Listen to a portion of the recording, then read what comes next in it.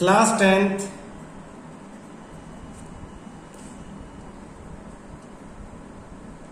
Science bio chapter 6 blood pressure the force that blood exert against the wall of vessel is called the blood pressure. हमारा जो blood है जिन pipe से जिन vessels से flow करके जा रहा है, ये ब्लड अंदर की तरफ से उन पे जो प्रेशर एक्सर्ट करता है उसी को ब्लड प्रेशर कहते हैं। This pressure is much greater in arteries than in vein. ये प्रेशर आर्टरीज में ज्यादा है, greater in arteries than in vein से। ऐसा क्यों? आर्टरी क्या थी? आर्टरी आपके जो हार्ट है, ये जो हार्ट है, हार्ट से ब्लड को बॉडी पार्ट्स में ले जाती थी। बॉडी पार्ट्स में ले जाती है तो ज्यादा प्रेशर है क्योंकि दूर तक जाना पड़ता है, तो आर्टरीज में ये प्रेशर ज्यादा होता है। The pressure of the blood inside the artery during ventricular systole contraction is called the systolic pressure and pressure in artery during ventricular relaxation is called the diastolic pressure। Systolic और diastolic pressure दोनों का meaning समझने की कोशिश करना। Ventricular की बात चल रही है, वेंट्रिकुलर कॉन्ट्रैक्शन और रिलैक्सेशन। तो वेंट्रिक्यूल्स के बारे में जब हम पढ़ रहे हैं तो हमें ये देखना पड़ेगा, ये नीचे वाले वेंट्रिकल्स हैं ये। तो वेंट्रिकल एक बार कंप्रेस होते हैं और एक बार एक्सपैंड होते हैं। तो जब ये कंप्रेस होंगे तो उस टाइम जो प्रेशर है वो अलग, और जब एक्सपैंड होंगे तो प्रेशर है तो अलग। जब ये कंप्रेस होते हैं उस टाइम ब्लड इनमें से बॉडी की तरफ जाता है, और जब ये एक्सपैंड होंगे तो ऊपर से ब्लड इनके अंदर आता है। तो एक्सपैंड होते हैं तो ब्लड प्रेशर कम होता है, और कंप्रेस होते हैं तो ब्लड प्रेशर ज्यादा होता है। तो इसी को वेंट्रिकुलर सिस्टोल कॉन्ट्रैक्शन और वेंट्रिकुलर डायस्टोल यानी रिलैक्सेशन। रिलैक्स होंगे, डायस्टोलिक प्रेशर कम, सिस्टोलिक ज्यादा। The normal systolic pressure 120 and diastolic pressure is 80। Relax के टाइम मैंने बताया था प्रेशर कम, तो डायस्टोलिक 80 है, और कंप्रेस के टाइम जब बॉडी में ब्लड जा रहा है तो प्रेशर ज्यादा 120। इसे हाई ऊपर वाला अपर प्रेशर कहते हैं, इसे लो कहते हैं ना कि प्रेशर जनरली 80 और 120 के बीच में प्रेशर मेजरमेंट आना चाहिए आपका। दो प्रेशर मेजर करते हैं, एक अपर करते और एक लोअर। कोई पूछता ऊपर वाला प्रेशर कितना था 120, नीचे वाला कितना था 80। अगर 120 से और ऊपर प्रेशर चला जाता 130, 140, 150, इसका मतलब हाई प्रेशर, और 80 से भी नीचे चला जाए तो इसका मतलब है लो प्रेशर। अब 120 से ऊपर प्रेशर जाने का मतलब है कि जब कॉन्ट्रैक्शन हुआ, बॉडी में ब्लड जा रहा है, तो उसका मतलब है कि बहुत ज्यादा प्रेशर से ब्लड जा रहा है, जिसमें नसें फट जाती हैं। अब नसें फट जाएंगी और डेथ हो जाएगी, तो हाई प्रेशर, नसें फट गई। लो प्रेशर मतलब जब नीचे रिलैक्स हुआ, ऊपर से इसमें ब्लड आया, तो इसमें ब्लड आने के बाद भी इतना प्रेशर भी जनरेट नहीं हुआ, इसका मतलब ब्लड कम आ रहा है, ब्लड का फ्लो कम है। ब्लड का फ्लो कम है तो सारे बॉडी पार्ट्स तक ब्लड पहुंच ही नहीं रहा है। बॉडी पार्ट तक ब्लड नहीं पहुंच रहा है, इसका मतलब ऑक्सीजन नहीं पहुंच रही है, तो इसमें चक्कर आ सकते हैं, बेहोशी हो सकती है, और उसी में डेथ हो सकती है। तो लो प्रेशर में इस तरह से ब्लड फ्लो रुकने से डेथ हो जाती है। तो दोनों ही, हाई प्रेशर और लो प्रेशर दोनों ही नुकसानदायक है। लो प्रेशर ज्यादा नुकसानदायक है। क्यों? हाई प्रेशर में तो आपको बेचैनी हो जाएगी और आप सोचोगे कुछ ना कुछ इलाज कर लें, ब्लड बहुत तेज भागेगा आपके शरीर में। लेकिन लो प्रेशर में क्या है, लो प्रेशर में आपको लगेगा आप थके हुए हो, और आप सोने के लिए लेट जाओगे और समझो धीरे धीरे बेहोश हो जाओगे और उसमें मर सकते हो। तो low pressure is very dangerous as compare to high pressure. वैसे तो दोनों ही दिक्कत वाले हैं, लेकिन लो में क्या है आपको मालूम भी नहीं चलता कई बार कि लो प्रेशर है, और लो प्रेशर आपको ज्यादा नुकसान कर जाता है। ये आपको दिखा रखा ब्लड प्रेशर 120/80, तो 120 systolic, 80 diastolic to be measured. ये मेजर करना है। हम अपने हाथ पे ये बांध देते हैं, ये बांधते हैं और इससे पंप करते हैं तो इसमें हवा भर जाती है। अब देखना हवा क्या करेगी, हवा इस नस को दबा देगी। अब ये प्रेशर आगे नहीं जाएगा। अब ये ब्लड जो है ये प्रेशर लगाएगा, ब्लड की जो पाइप है दोनों तरफ से इस कपड़े से दब गई अच्छी तरह से, कपड़े से दब गई है, तो जैसे ही ब्लड इस पाइप पे प्रेशर लगाए वो प्रेशर इस कपड़े पे लगेगा, ठीक है। और कपड़े पे लगेगा तो कपड़े की वजह से इस वो प्रेशर यहां तक आ जाएगा, और इस प्रेशर से इस कपड़े ये मरकरी जो है ऊपर जाएगी। मरकरी कहाँ जाएगी, ऊपर जाएगी। Artery vessel pressure in cuff above 120 above, pressure is cuff below. अब जैसे ही उसे आप छोड़ोगे तो ये फ्लो करना शुरू होगा। ये तो ऊपर का था, जब ये फ्लो करना शुरू होगा ब्लड यहाँ से ब्लड फ्लो करेगा तो इस पे प्रेशर धीरे धीरे रिड्यूस होगा, और रिड्यूस होकर ये 120 पे एक बार के लिए रुकेगा, रुक के फिर ये नीचे आने लगेगा। और नीचे अच्छा जब ये रुकेगा यहाँ पे, जैसे ही उस टाइम आपको यहाँ की धड़कनें सुनाई देंगी हाथ पे आप जब वो देखोगे ना बीट, तो बीट सुनाई देंगी। कब, जब 120 पे आएगा, तो इसका मतलब ये 120 है। फिर ये और नीचे आएगा धीरे धीरे और फिर 80 पे आके दोबारा आपको बीट सुनाई देगी। तो साउंड ऑडिबल इन स्टेथोस्कोप में यहाँ से जो है साउंड सुनाई देगा 120 पे, सुनाई देने लगेगा और साउंड जहां स्टॉप हो जाएगा वो लो प्रेशर है। तो blood pressure is measured with an instrument called the sphygmomanometer. S silent है, फाइगोमेनोमीटर नाम याद कर लो। High blood pressure is also called hypertension and is caused by the constrictions of arterioles which result in increase the resistance to blood flow। Arterioles जो arteries है उनकी दीवारें जो हैं वो मोटी हो जाती है, उनके अंदर गंद फंस जाता है, जिसकी वजह से जो है ब्लड फ्लो को रजिस्ट करता है, रोकता है और प्रेशर ज्यादा लग जाता है। It can lead to rupture of an artery, जिसकी वजह से आर्टरी फट जाती है। मैंने कहा ना नस, जनरल लैंग्वेज में हम कहते हैं नसें फट गई हैं, तो नसें फट जाती हैं, इंटरनल ब्लीडिंग और डेथ हो जाती है। तो ये आपका ब्लड प्रेशर का टॉपिक था। ट्यूब्स, बॉडी के अंदर जो हमारी ब्लड के लिए ट्यूब है, ये उनके बारे में अब अगला टॉपिक है ट्यूब्स। तो इस टॉपिक में क्या कह रखा है बेटा, ध्यान से देखना। ट्यूब, ब्लड वेजल, 3 तरह की ट्यूब है। एक तो arteries are the vessel which carry blood away from the heart, जो ब्लड को हार्ट से दूर ले जाए, to various organ of the body. Since the blood emerges from the heart, blood जो है हार्ट से निकलता है, हाई प्रेशर से निकलता है, तो आर्टरी की जो दीवारें हैं वो थिक, मोटी होती हैं। इलास्टिक मतलब जरूरत पड़ने पे बढ़ भी सकती हैं और मोटी हो सकती हैं, ज्यादा प्रेशर है तो फैल सकती हैं। ये तो था फर्स्ट आर्टरी। दूसरा आपका वेन जो है वो ब्लड को कलेक्ट करता है डिफरेंट ऑर्गन से और उसे वापस हार्ट में लेके आता है। यानी अगर हम इसे हार्ट मान लें, ये हार्ट है, तो हार्ट से जो ब्लड बाहर लेके जाए वो आर्टरी, और जो हार्ट के अंदर ब्लड लेके आए वो when. They do not need thick wall, इनको ज्यादा मोटी दीवारों की जरूरत नहीं है। क्यों? क्योंकि ब्लड जो है ज्यादा प्रेशर में इनके अंदर होता नहीं है। इंस्टेड दे हैव वॉल, इनके अंदर वाल्व होते हैं। किसके अंदर? वेन। तो याद रखना वेन, वी से वाल्व, वेन के अंदर होते हैं valve.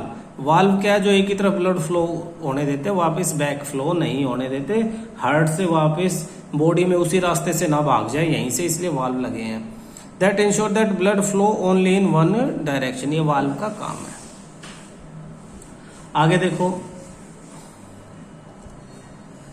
On reaching an organ और टिश्यू, जब किसी ऑर्गन या टिश्यू के पास पहुंचते हैं, ऑन रीचिंग एन ऑर्गन और a tissue, the artery divided into smaller and smaller vessels. Artery बहुत छोटी छोटी वेजल्स में, पाइप में डिवाइड हो जाती है, और जो bring the blood in contact with all cell, हर एक सेल तक ब्लड लेके जाती हैं। ये जो स्मॉल वेजल्स हैं, इन्हीं को हम, जो वन सेल थिक, बहुत बारीक इनकी दीवारें होती हैं, एक सेल, इन्हीं को हम कैपिलरी कहते हैं। पिछले जब डायग्राम हमने किया था तो भी किया था, आर्टरी से कैपिलरी, कैपिलरी से फिर वेन बढ़ जाती हैं। तो आर्टरी से कैपिलरी ऐसे ऐसे नेटवर्क में बटे, और वो वापस इकट्ठी हुई, फिर वेन बन गई। तो यहाँ आर्टरी, यहाँ कैपिलरी, यहाँ vein. Exchange of material between blood and surrounding. Blood से सराउंडिंग में जो मटेरियल है, मटेरियल मतलब oxygen, carbon dioxide, waste water, extra waste, ये सब कहाँ पे एक्सचेंज होती हैं? एक्रॉस ये जो थिन वॉल है कैपिलरी की, कैपिलरी के जगह पे ही एक्सचेंज होते हैं। Capillaries then join together to form vein. Capillary इकट्ठी मिल जाती हैं और क्या बनाती हैं? वेन बनाती हैं। आर्टरीज जो है वो कैपिलरीज में डिवाइड हो जाती है और कैपिलरी वापस मिलके क्या बनाती हैं? वेन बनाती हैं। आगे देखो, और ये ब्लड को हमारे ऑर्गन से, टिश्यू से दूर हार्ट तक ले जाती हैं। Maintenance bye platelets. ब्लड के अंदर तुमने देखा होगा red blood cell, white blood cell, blood plasma, ठीक है, ये सब चीजें होती हैं। ऐसी ब्लड प्लेटलेट्स भी होते हैं। तुमने नाम सुना होगा भाई, डेंगू हो गया, प्लेटलेट्स कम हो गई हैं। डेंगू में प्लेटलेट्स डाउन हो जाती हैं। प्लेटलेट्स का फंक्शन मैं कई बार क्लास में समझा चुका हूँ, दोबारा समझने की कोशिश करना। ये प्लेटलेट्स कुछ वैसी होती हैं जैसे तुम्हारी खाने की प्लेटें हैं, बस इनका साइज बहुत छोटा होता है। हमारे ब्लड के अंदर होती हैं ये। इनका काम क्या होता है? सोचो एक पानी का ट्यूब, पानी का पाइप आपके घर में है और वो लीक हो जाए तो क्या होगा? वाटर का पाइप, पानी का पाइप छेद हो जाए तो क्या करोगे? आप वहाँ पे एमसील लगाओगे, उसे काट के चेंज कर दोगे, कुछ ना कुछ करोगे। सोचो अगर ऐसा ही तुम्हें चोट लगे और तुम्हारी ब्लड जो पाइप है वो ब्रेक हो जाए, उसी की वजह से तो ब्लड बाहर आता, खून निकलता है। खून क्यों निकलता है? आपकी जो ब्लड वेजल है उसमें लीकेज आ जाती है। तो उसके लिए आप क्या करते हो? अगर वो बंद ना हुआ तो आप क्या करोगे? सारा ब्लड आप लॉस कर दोगे, जिससे लो प्रेशर होगा। लो प्रेशर होगा तो बॉडी को ऑक्सीजन नहीं मिलेगी, बेहोश होकर आप मर जाओगे। तो leakage would led to loss of pressure which would reduce the efficiency. Blood leakage से ब्लड का प्रेशर कम हो जाएगा और एफिशिएंसी, ऑक्सीजन नहीं पहुंचेगी शरीर को, चक्कर आने लगेंगे। इसलिए कहते हैं भाई चोट लग गई, किसी का एक्सीडेंट हो गया, हॉस्पिटल पहुंचाने में देर होगी तो खून ज्यादा फ्लो आउट कर गया और ब्लड ज्यादा निकल गया, तो ब्लड प्रेशर इतना लो हो गया कि ऑक्सीजन में कहीं पे ब्लड नहीं पहुंचा, यानी ऑक्सीजन नहीं पहुंची और पेशेंट की डेथ हो जाती है। तो सबसे पहले कोशिश यही होती है कि ब्लड के फ्लो को रोका जाए। ब्लड अगर निकल रहा है तो किसी तरह से बहते हुए खून को रोका जाए ताकि ब्लड अपने अंदर ही बॉडी के घूमता रहे और जो रिक्वायरमेंट, जरूरी चीजें हैं बॉडी के हर हिस्से में वो पहुंचाता रहे। ठीक है, तो इसीलिए चोट लगने पे सबसे पहले कपड़ा बांधा जाता है वहां पे जहां से ब्लड निकल रहा है ताकि ब्लड लॉस ना हो। अब भगवान ने क्या किया? भगवान ने सिस्टम हमारे अंदर दिया है कि इस तरह से लॉस को रोकने के लिए ब्लड हैज प्लेटलेट्स, ब्लड में प्लेटलेट्स है।